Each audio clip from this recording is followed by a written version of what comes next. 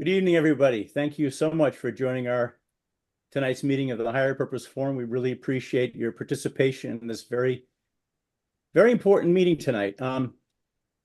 Tonight's program is actually pivoted so that we could address the breaking developments within the Chinese Communist Party that have been underway for the last 2 weeks. We had originally scheduled Lei of Lei's Real Talk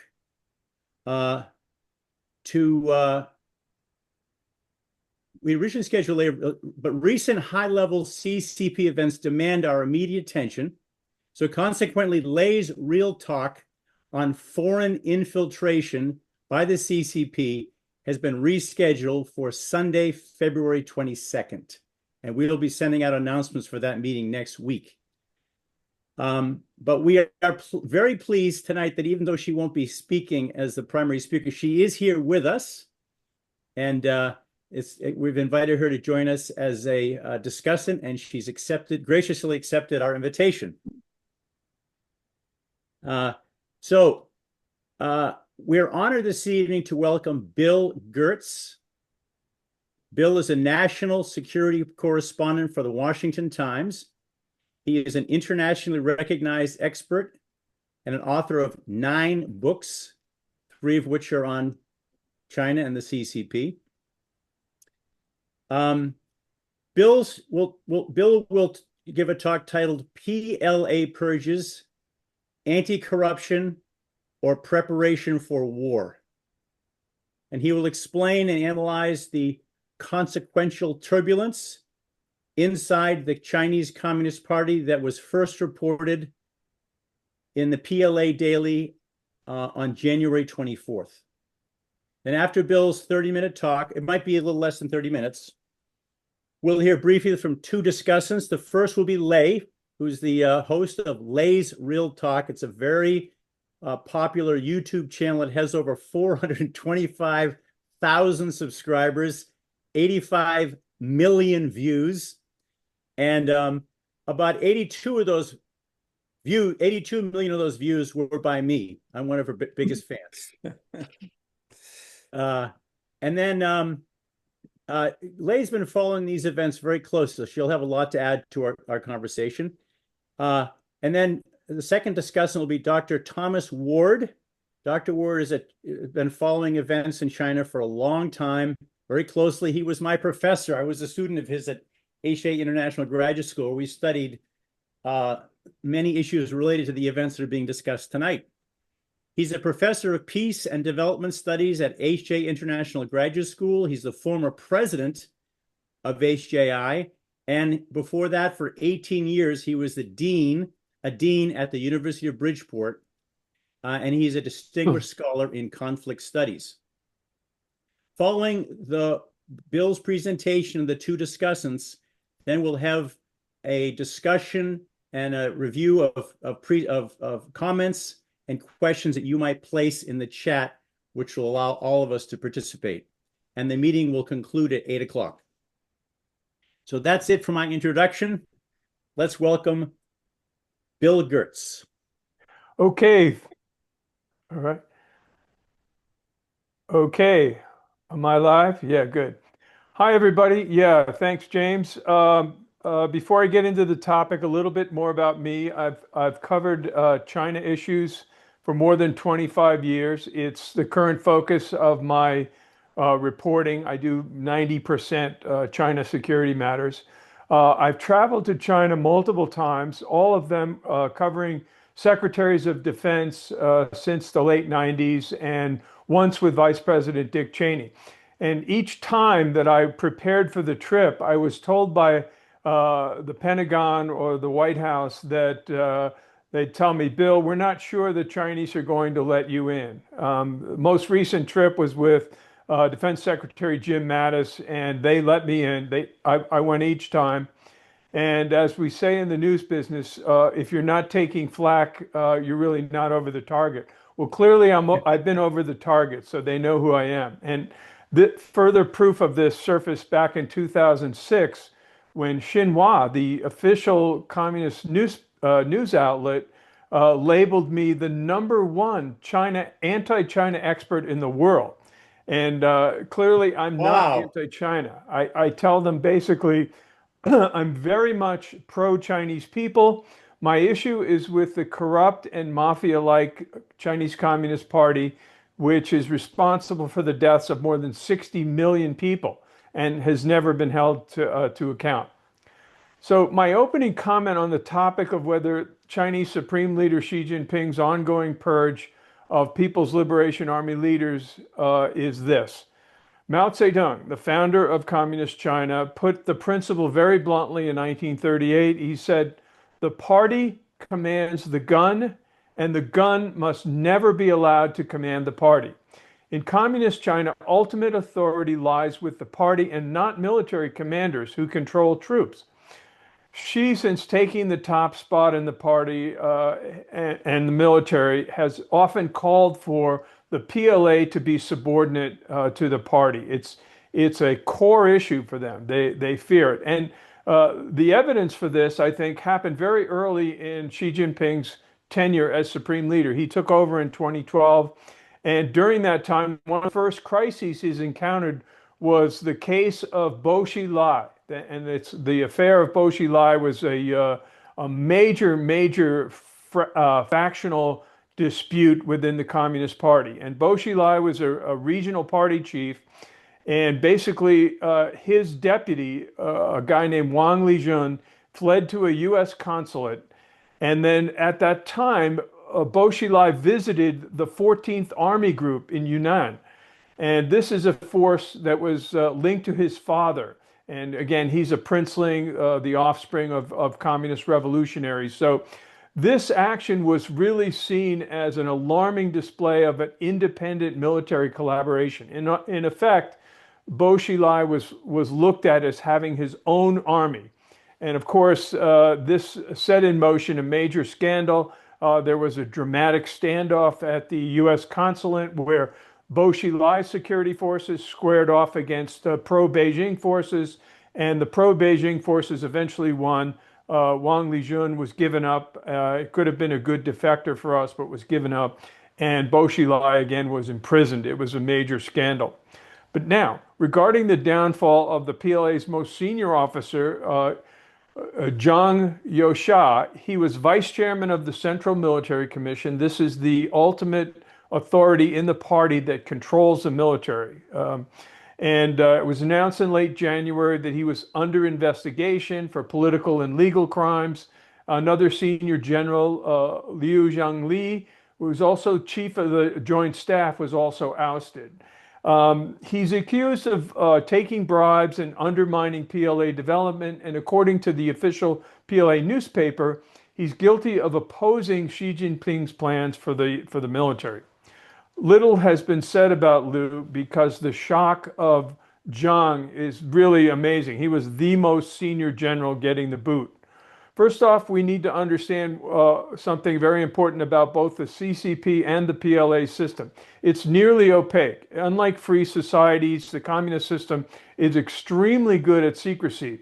And absent having agents inside of Zhongnanhai, which is the leadership compound in Beijing, we really don't know what's going on. So there's a lot of tea leaf reading in terms of trying to figure out the ups and downs and the power struggles and factions and really what's going on. On this score, I'll mention, this was something in my most recent book, Deceiving the Sky. The CIA took a huge hit beginning in 2010 when the agency lost every single recruited agent within the Chinese system. And this was done through a combination of a CIA traitor who worked for the agency and sold out the agents, and also a compromised agent communication system.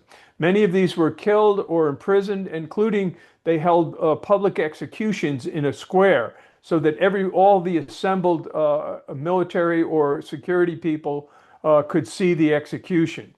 During the Biden administration, the CIA director said a couple of years ago that the CIA was in the process of trying to rebuild these networks. So based on that, we really don't have a good, full understanding. So I'll now briefly try to go over the competing theories behind Zhang's downfall and the implications. And they fall roughly in two categories. First was he was purged for corruption, which is a common catch-all phrase that's been used by Xi to oust literally hundreds of senior military officers, including the defense minister, members of the Central Military Commission, defense ministers, and a host of others, including standing Politburo member Jong Kang, who was in charge of all security for the party. They usually claim that these people have violated party discipline and through corruption, and therefore they require greater purity within the party on financial matters. Corruption, however, is really the coin of the realm, not just in the PLA, but in the Chinese Communist Party itself, which boasts a total of 98 million members. So that the party claims that it's larger than a lot of nations of the world. So some of the PLA scandals, I guess that one of the more prominent ones was a recent reported scandal in the nuclear forces or the rocket forces. And this supposedly resulted in filling missiles with water instead of solid rocket fuels. I'm not certain of the veracity or the accuracy of this, but because so much from communist China is in the realm of strategic misinformation or disinformation.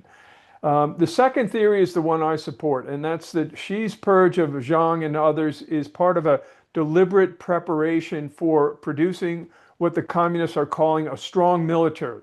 And it's on a schedule that goes from 2027, which is the 100th anniversary of the PLA, all the way out to 2035, where Xi has ordered the PLA to be a world-class military. And again, this is all within the context of a new and expansionist Xi Jinping and his communist ideology, which he's calling socialism with Chinese characteristics for the new era. The new era being that China's no longer biding its time and hiding its capability. It's reaching out, and it's really, they're on track to take over the world. I was fortunate to travel last year twice with Defense Secretary Hegseth, and in one of the trips on his plane, I was supposed to interview him, but he didn't want to do the interview, and I had a short conversation with him, and I took the opportunity to tell him, I said, Mr. Secretary, the Chinese are going to take over the world unless the United States stops them, and that's really the way I look at it. So this is not idle talk or propaganda. The Purges have left the Central Military Commission, which is the party organ, again, which controls the military, with two people, Xi Jinping as the chairman and a second vice chairman. It once had 9 or 7 members, and now it's down to 2. Claims that Xi Jinping has lost control of the PLA really don't stand up to scrutiny. In fact, it appears to me to be the exact opposite. Xi Jinping today has reached the highest level of control of the PLA in his 13 years in power. And to this, I'll credit my good friend, retired Navy Captain Jim Fennell, who's a former Pacific Fleet intelligence director, who notes that Xi controls a PLA that has more combat power than at any time in history. And the PLA is stronger than ever before. Among the reforms that have been carried out to increase its combat power and organization are a massive military and nuclear buildup, and also the reform of the 7 military regions, which were streamlined into 5 theater commands beginning around 2015. And again, I can go into more detail on the buildup in the question period. I want to keep moving forward. They also created was something called the Joint Information Support Force, which is a niche or asymmetric warfare capability for the PLA. This is information warfare, cognitive warfare, propaganda warfare, legal warfare, all of the non-kinetic elements of military power that are being waged right now. And yet most of us in the West are still in the mode of, oh, China's just a competitor. If we do business with them, everything will be fine.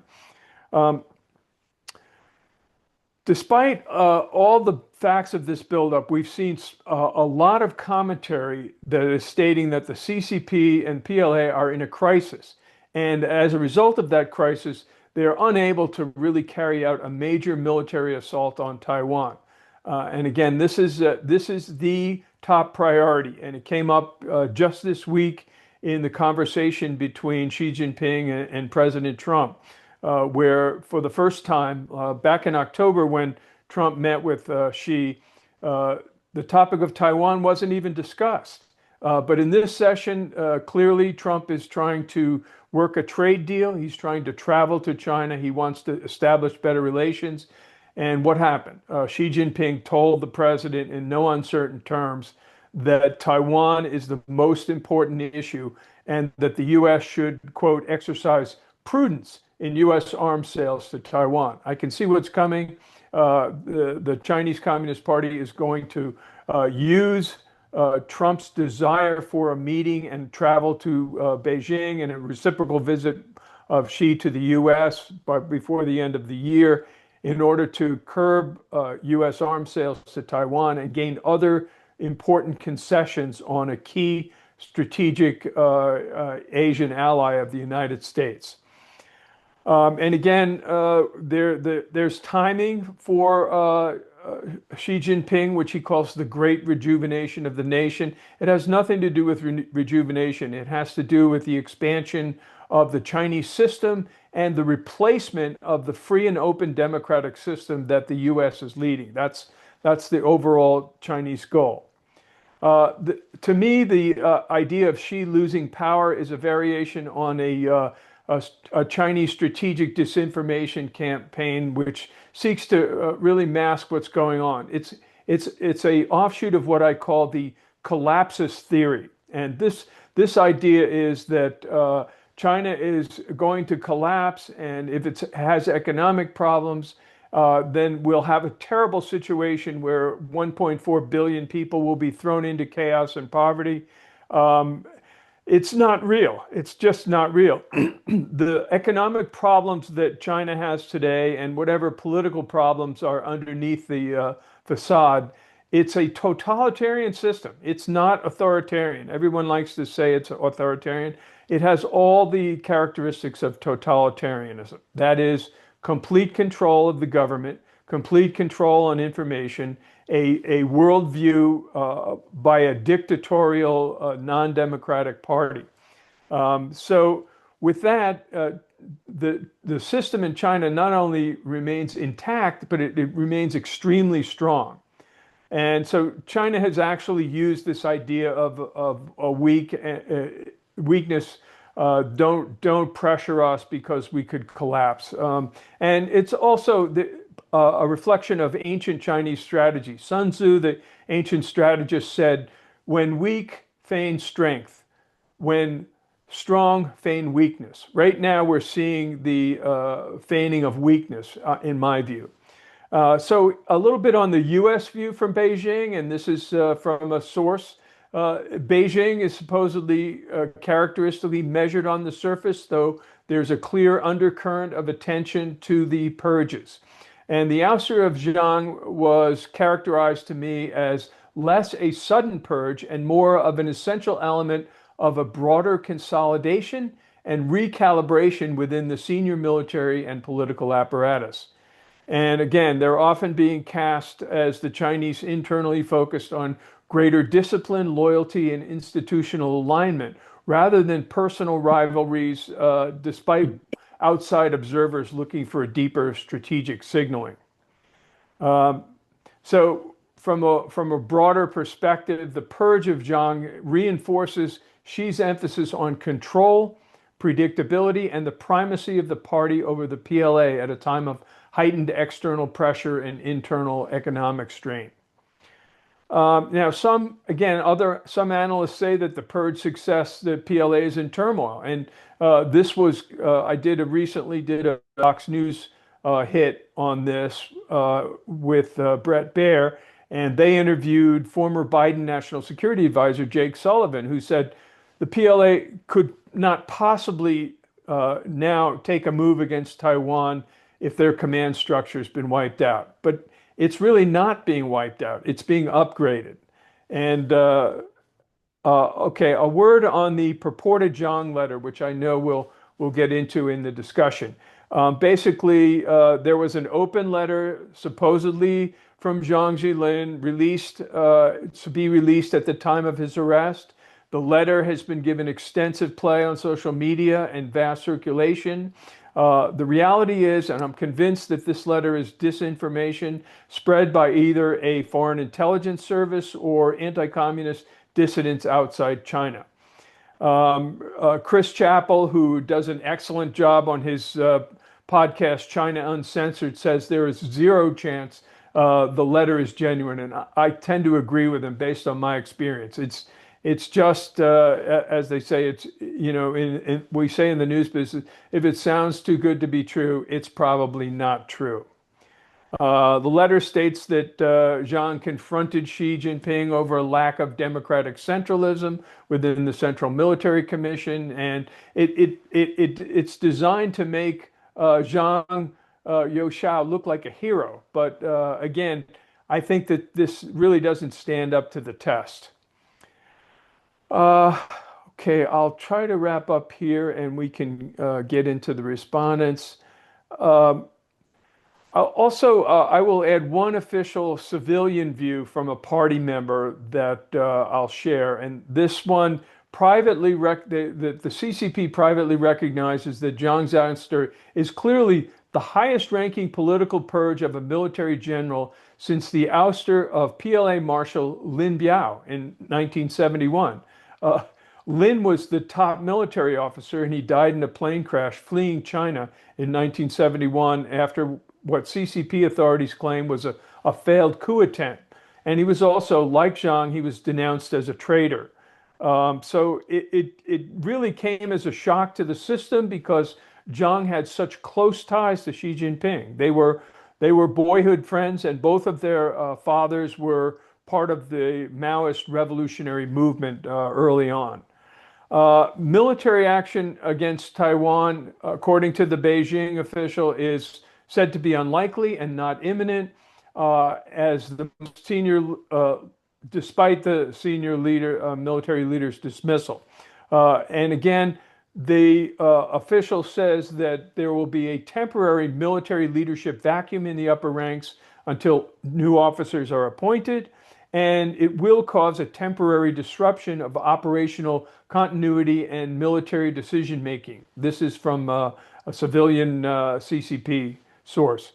Also, the purge is linked to the upcoming CCP meeting in March. They're having a big meeting, and also come months before a late 2027 major party confab, which is called the 21st Party Congress. So it's common to replace people and add people. We could see additions coming up in the March meeting. So I'll wrap up with a few views from some of the experts. The New York Times China correspondent Chris Buckley said the purge is a stunning display of Xi's autocratic dominance over the military, and but the hollowing out of the People's Liberation Army complicates Xi's long-standing ambition to bring Taiwan under Beijing's control by force if necessary. One of the best China experts, in my view, is Miles Yu, who was Mike Pompeo's China policymaker at the State Department during the first Trump administration. And Miles sees the dismissals as in line with Mao's constant purge of military commanders who were viewed as potential rivals for power, and a deep reflection of the paranoia that Xi Jinping has. Former CIA analyst Chris Johnson called Zhang's demise unprecedented in the history of the Chinese military and represents the total annihilation of the high command. But Johnson, who is well known for being the top CIA analyst, basically said that it would be a mistake for US policymakers to think it will diminish Xi Jinping's drive to annex Taiwan. And he put it this way. He said, American policymakers might see the purges as delaying a Chinese attack on Taiwan or in the South China Sea. Trump could also conclude that Xi's domestic challenges give the United States leverage in the Trump-Xi summits planned for this year. But it would be a mistake as the latest U.S.-Chinese trade war escalated from April to October. She repeatedly chose to stare Trump down, even when the outcome was uncertain and Xi's position looked fragile.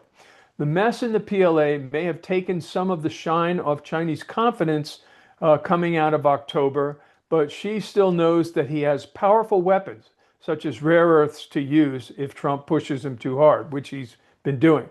To be sure, this is again Chris Johnson, to be sure the chaos in the high command will have real-time operational impacts, but that limits Xi's option less than some observers think.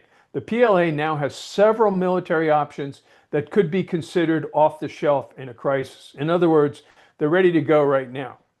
One Indian expert, and I'm gonna kill his name, is Manoj Kawalramani. He's an expert at a think tank in India, and he sees the purge of Zhang as an action to follow the general's failure to rein in close associates, family members, and relatives, as well as shortcomings for identifying and flagging problems in the CCP and the PLA leadership. And his comment was, one line of assessment links this to corruption tied to capability building, arguing that the purge reflects performance failures as the PLA moves toward the centenary of 2027. The view from Japan was in Nikkei's Katsuji Nakazawa. He's a former China correspondent. He sees the purge as a reflection of political factionalism with what he calls the Fujian clique. And he states that the Fujian clique played a core role in the Chinese military strategy towards Taiwan. Fujian is the province closest to Taiwan, and were sometimes seen as being almost like Xi's royal guards. But Zhang emerged as a formal enemy of both Xi and the clique. So I'll end up on another interesting side note. I mentioned earlier on the CIA and the topic of truth in China. 10 days before Zhang's ouster, a Chinese language post on the CIA's X site provided a video, and the video provided what the CIA said were the full set of steps for making secure contact with the Central Intelligence Agency. And it said how to do this, and it finished up by saying, the CIA wants to know the truth about China, and we are looking for people who know and can tell the truth. As I wrote in my book, Deceiving the Sky, the center of power in China, the center of gravity, is the CCP. And it's this that has to be the solution, the target of what I call aggressive and comprehensive information warfare. And the model we have is the same as used by Ronald Reagan during the end of the Cold War, when the Soviet Communist Party was targeted by Reagan and Margaret Thatcher and Pope John Paul. They recognized this as the center of gravity. And as Reagan put it, he said, my idea of American policy toward the Soviet Union is simple, and some would say simplistic. It is, we win, they lose. We have to adopt that for China. And again, the only solution to the existential and growing threat from China is to remove the corrupt and evil Communist Party from power. And I'll stop there. Wow, Bill, that is quite a case you built there. So what is it about General Zhang in particular that motivated his being arrested? Well, the easy answer is we don't know. Like I said, there's several theories. From reading the PLA Daily, which is the official publication of the Chinese military, they made it very clear that he went against Xi Jinping. What particular details he went against is not clear, but it appears that he was not aligned with Xi in terms of how to build up Chinese military power for these specific time goals.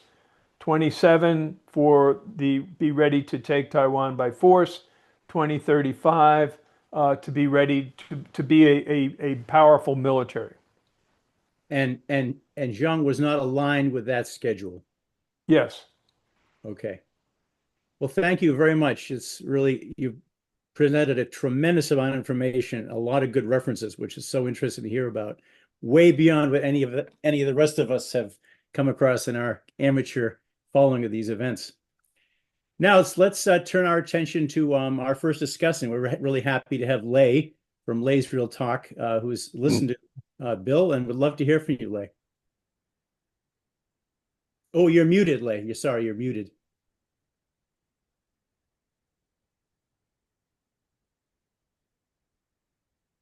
Whoop, still muted. Okay, There can you you go. hear me? Yes. Well, thank you, Bill, for a very comprehensive overview of the drama in China. Jim knows that I have a very different view from you do, and as you were talking, I truly appreciate this pluralism in the China watcher or China expert community.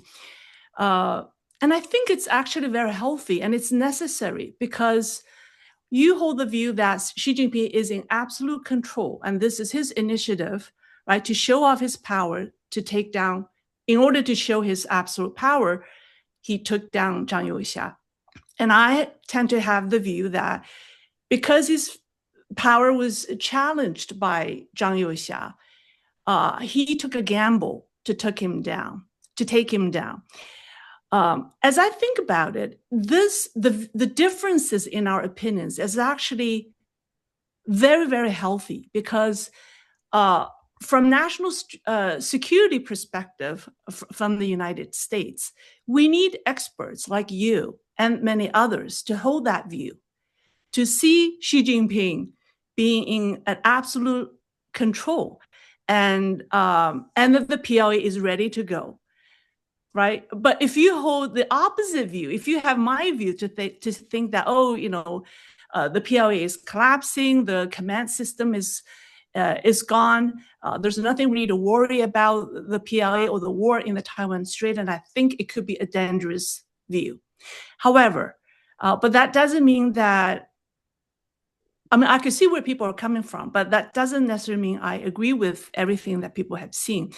One argument is, how do we explain, if Xi Jinping is absolutely in control, how do we explain the fact that up till this point, 2 weeks later, after the general has been taken down, his name and bio is still on all Chinese government website. And other than the Defense Ministry and the PLA Daily, no other state media had their own editorials denouncing the general. All they did is copy the PLA's media. And then the PLA 5 theater commands have not issued any announcement to support Xi Jinping's decision. So everyone has been very quiet right now. And this is unprecedented. Anytime a CCP leader, took someone so high up down, the whole country needs to pledge their loyalty and to voice their support. But we're not seeing that. And one example was this National People's Congress meeting that was set up for the 4th, which was what, yesterday? They set up an emergency meeting to review the qualification of some delegates, but in the end, they didn't remove Zhang Youxia's NPC delegate status. So other than, some people could say, other than those PLA editorial and the Defense Ministry's announcement and the disappearance of the general, nothing from the Chinese government or the military actually has announced this downfall of the general. Right? You could say, and why is that? If Xi Jinping is fully in control, why isn't he making it as loud as possible to make it look like it's a done deal? But he's not. So how do you explain that? I think it's a reflection of the totalitarian system. When you control all information, and especially about the most sensitive topics within the CCP, there's total control.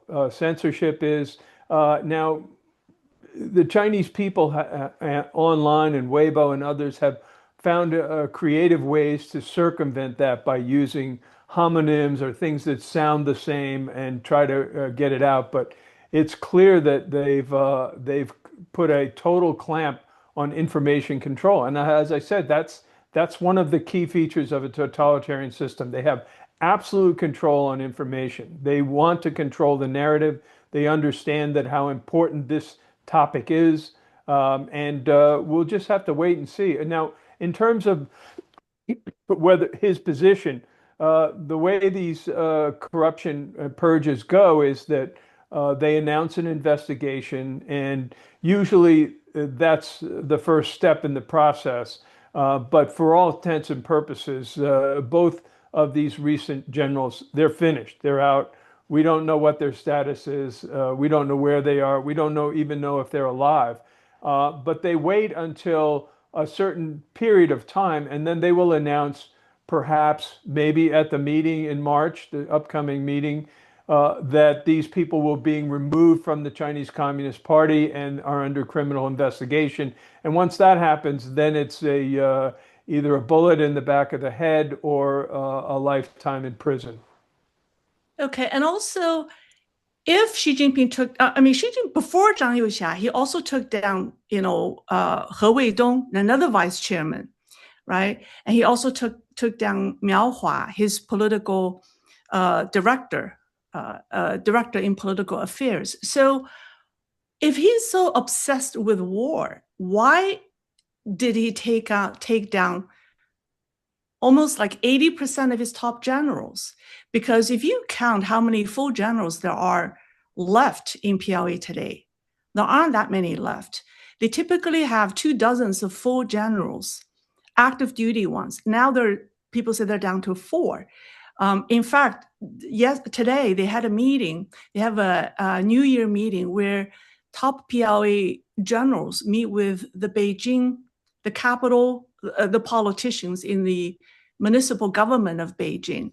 And no general, the highest ranking generals who attended was lieutenant general. There were 7 lieutenant generals and 13 major generals made it to the meeting. No full general appeared at the event. That was shocking. So why would Xi Jinping go crazy to take down so many of his generals if he's obsessed with war? Well, to me, again, we don't know the answer to that. So we're looking at tea leaves and we're trying to follow theories. And essentially, the PLA is continuing. I would just say, look around Taiwan. The exercises which the commander of the U.S. Indo-Pacific Command has called rehearsals for military action have been ongoing. They've been extensive. They've been practicing joint and combined arms warfare, which is an American military specialty. I was fortunate enough to have a briefing in Indo-Pacific Command on one of my trips with Hegseth, and the briefer said basically they're not there yet. The PLA is not ready yet for military action against Taiwan, but they're making very, very successful progress in doing it. So there are forces and military officers that are conducting these exercises, that are doing these things that aren't in Beijing.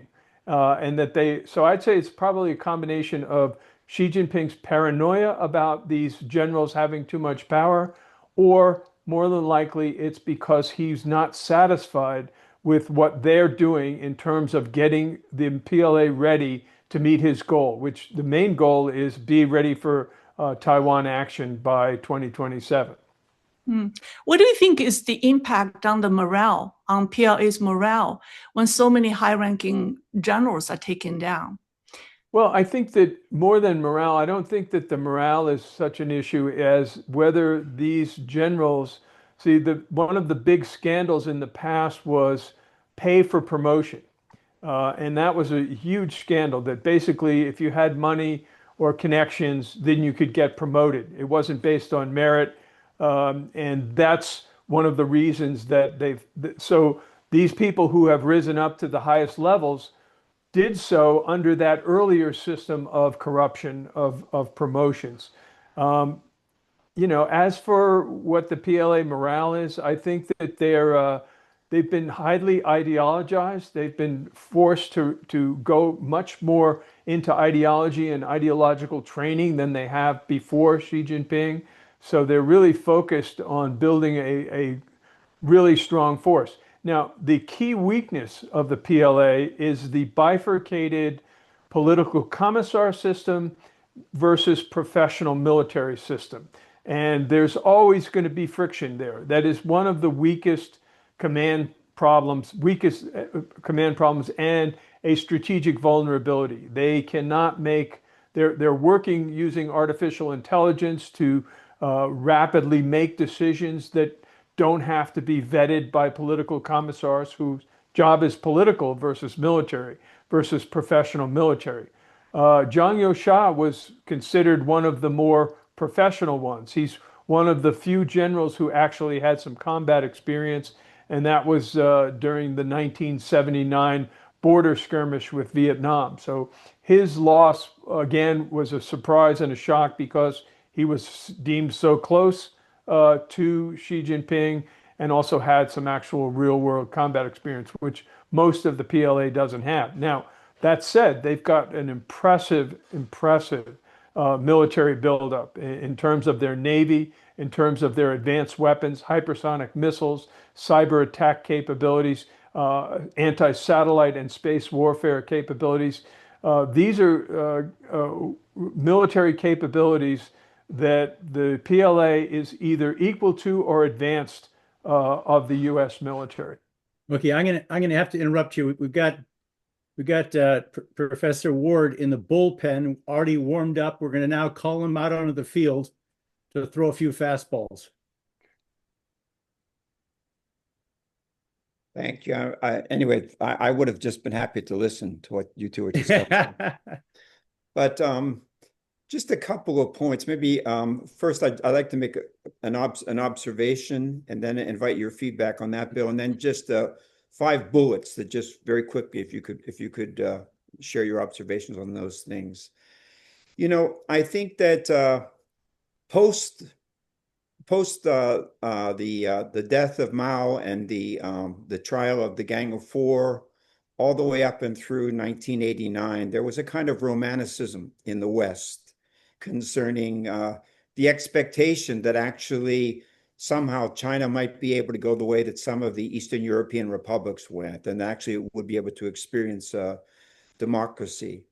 And I would just counsel those who are here, if you can, to take a moment and to read a speech by Deng Xiaoping on June 9th, 1989, when he shares his reflection on Tiananmen Square. It's shocking when he reveals the extent to which he was totally in support of that crackdown.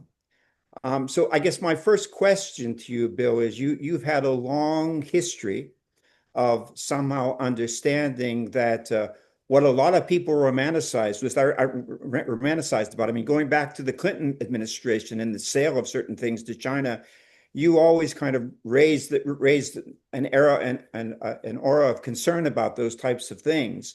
And I'm just wondering if you could share just a little bit autobiographically about what led you to sense that when most of us kind of missed the boat.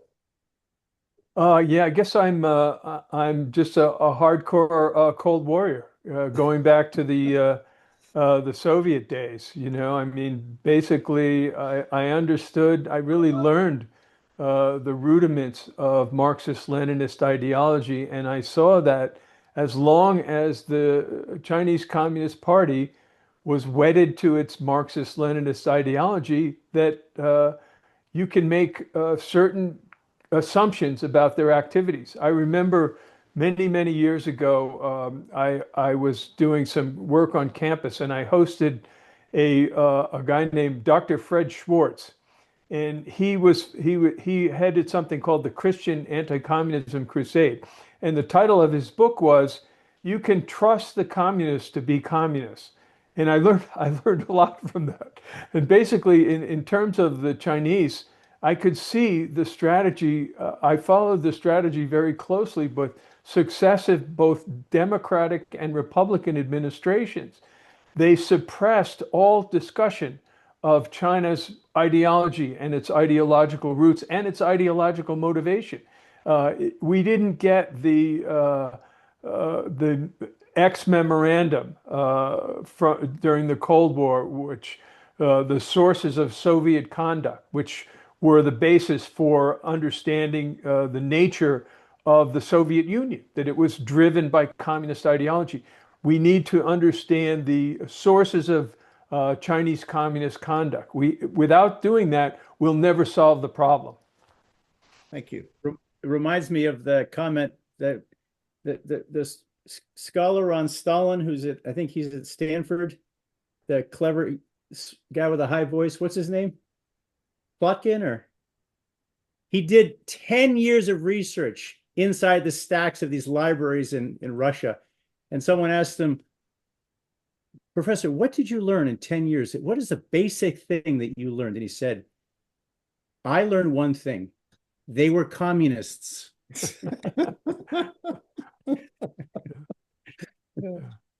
Yeah, right, Doctor, we're back to you. Yeah, and I guess I totally support your concern about Xi Jinping's commitment to ideology. And I think he uses the ideology as a way in which to somehow keep himself in power, and particularly the whole notion of him being at the center of all things. And if you look at, there's a series of books out there which are called The Governance of China, which are basically Xi Jinping's notes over the years, right? And if you go through those, you see that over and over again, he makes 2 points. One point is that China is in an early stage of socialism, which means you really need the dictatorship. And the other thing that he keeps repeating over and over again is the fact that we need to be tightly centralized, which basically, again, is just the way he wants to reinforce his own position. He stresses that over and over again. So just a few bullet points, if you could maybe this would just be a lightning round real quick. Round, 5 points, yeah. Sure. Okay. So I guess I'd like to ask if you would please comment on I'll go through all 5 and then just let you do it, Bill. I'm not gonna Okay. stay here too long. So number 1, if you could talk about Xi Jinping as a military leader. You know, we know what happened to Stalin when he eliminated his military leaders and then suddenly was confronted with the Nazis, coming across in Poland. And number 1. Number 2, what actually happened in Panama since Donald Trump turned the spotlight on the Chinese presence there? Has that been addressed properly in your view? Number 3, what is the impact of what recently transpired in Venezuela? What impact do you feel that has upon China? What message does that send? And also concerning Iran and the absence of a response from China to Iran, I'm wondering how you read that. And finally, if you could say a few things about the recent discovery of bioweapons in the United States and your read on that. Okay. All right.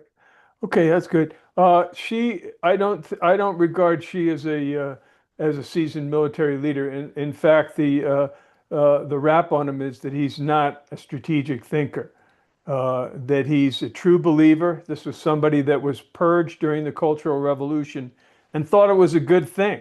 You know, he came out of it even a stronger ideology and is promoting that ideology. So but he does understand power. I think he's clearly understands how to use the dynamics of power to achieve what he wants to achieve.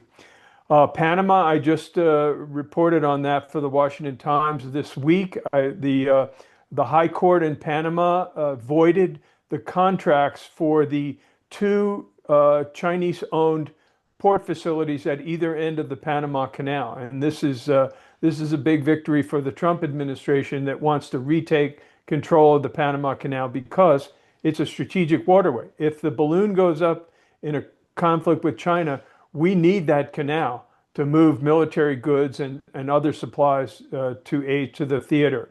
And it's clear that China threatened that strategic waterway with those port facilities, which were ostensibly commercial, but had military and strategic implications.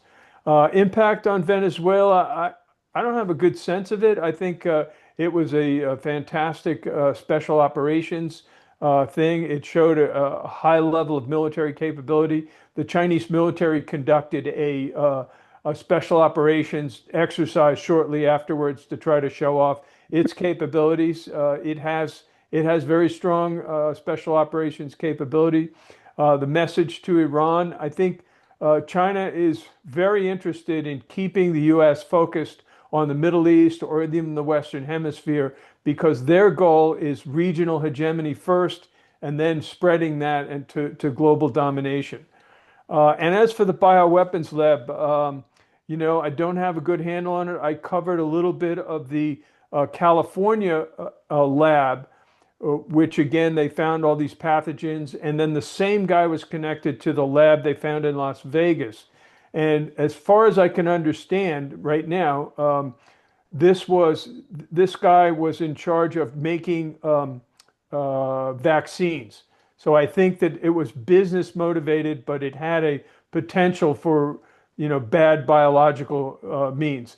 The more serious threat were the University of Michigan Chinese people that were bringing in hazardous agricultural terrorism, they called it. I think so. Clearly, I think this is part of China's direction for all forms of warfare against the United States, whether it's fentanyl or other things, or undermining it, or United Front influence operations as well. Thank you for a great presentation. Sure, thanks.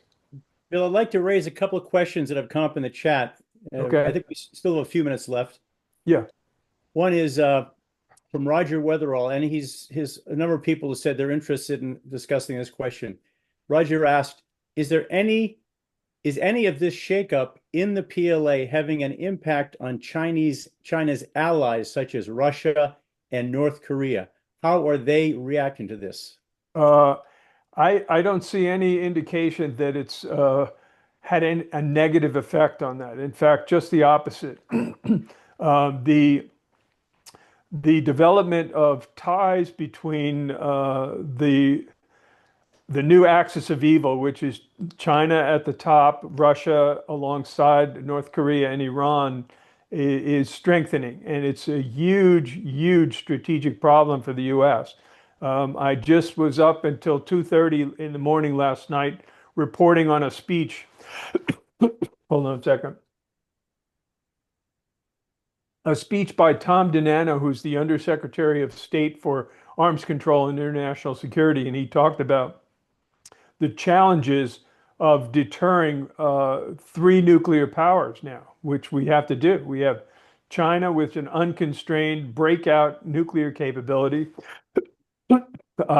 Russia, which is building exotic weapons, including a high-speed underwater drone with a megaton warhead, flying space-based nuclear weapons, and a nuclear-powered cruise missile. So it's a huge problem.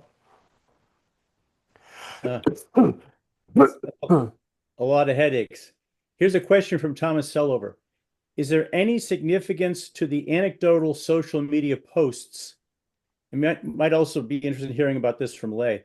But first to Bill, is there any significance to anecdotal social media posts that reported various kinds of troop movements around Beijing and elsewhere during the Zhang Yuzha events? Yeah, not that I'm aware of. Maybe Lei probably has better visibility into that. Actually, I heard that. I'm not so sure if the social media, the video clips showing the military movements came from Chinese social media.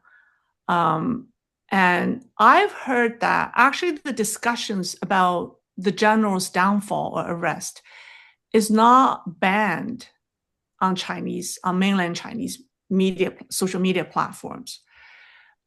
It's actually allowed. People are discussing that, although people are very careful when they are discussing the subject. So it's interesting that people are allowed to to exchange ideas openly on Chinese social media. You would think that it would be banned, but it's not. So, Lei, I just want to make sure I understand the point you were making earlier. I think what you said is that since the purge of the two generals, there's been no confirmation in non-PLA media of the support that the military has for what Xi Jinping has done. Is that what you were saying? That it seems like they're not supporting Xi in the way they've responded to these events? Well, I think if I say they're not supporting Xi, what I'm saying is state media have not published their own editorial or propaganda to show support of this decision to take down the generals. And so that silence you're saying is dissent. Is that what you're saying? That's dissent. Yeah, it's and no officials, no government agencies, like no ministry of whatever, other than Ministry of Defense. No one has publicly said anything to support government's decision or the party central's decision to remove these two generals. No one. And this is very, very unusual because anytime Chairman Mao or Chairman whoever, Deng Xiaoping, anytime they take down such a high-level official, the whole party, the whole military will have to say, yes, almighty Chairman Deng, you did the right thing. We support you. It's almost like it's mandatory in a communist country. Otherwise, the silence is dangerous for the top leader. Because it means that you're not getting, and also his bio, his pictures, his title is still on Chinese website, government website. So that's contradictory, right? So officials can ask also, what's the status of Zhang Youxia right now? And no one can really answer his status right now because his title is on the website. So how does that sound, Bill? Like I said in the very beginning, this is an opaque totalitarian system. I think we'll probably learn more. As I said, as we get closer to the March party meeting, I think things will be a lot clearer. I don't expect the Central Military Commission to have only 2 members by next month. So we'll see if they'll roll out more, and these could be generals that will do Xi's bidding and be more ready to do the operation to take Taiwan. Okay, I'd just like to make one more observation or statement and ask if you could, the three of you might just make a quick response. I spent more time than I should following these issues. And what the pattern that I've noticed is that the Chinese diaspora, Chinese speaking, people who've left China and report from Europe and the US, they are unanimous, it seems to me, in their view that Xi Jinping is just like you said, Bill, he's a paranoid authoritarian leader, and he's losing his control over the CCP. He's becoming more and more isolated. But then the Western, a lot of the people who you referred us to in the New York Times and elsewhere, they have the view that this is Xi Jinping gaining more power, more authority, more control over the CCP. There seems to be a dichotomy there. Yeah, I don't know. The simple answer is I don't know. We'll wait. We'll have to remain and see. But as far as I can tell, Xi Jinping is stronger than he's ever been. And what do you think about that dichotomy, Lei?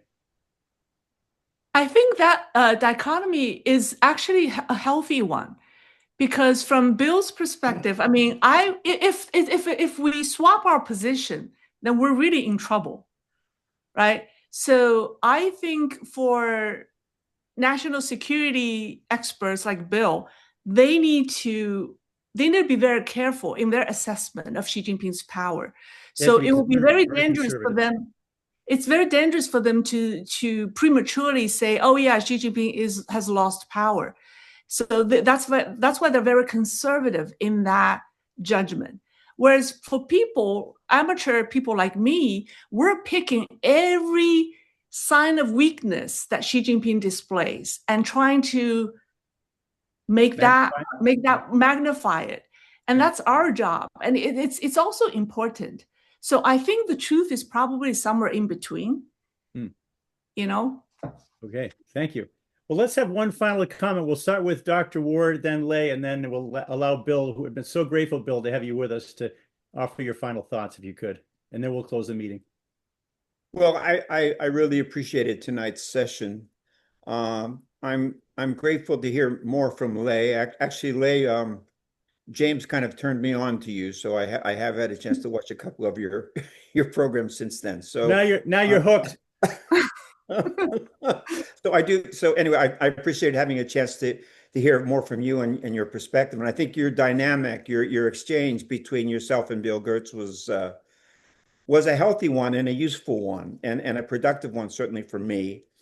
And I thank you, Bill, for the many years that you've spent on this. And I guess it would be very easy to go for another hour. And I have a lot more questions I'd like to ask you, but obviously Higher Purpose Forum has its standards, and I guess I have to abide by them. But I thank you for your insights. I thank you for your perseverance. And I thank you for all the work that you've done in this area and continue to do.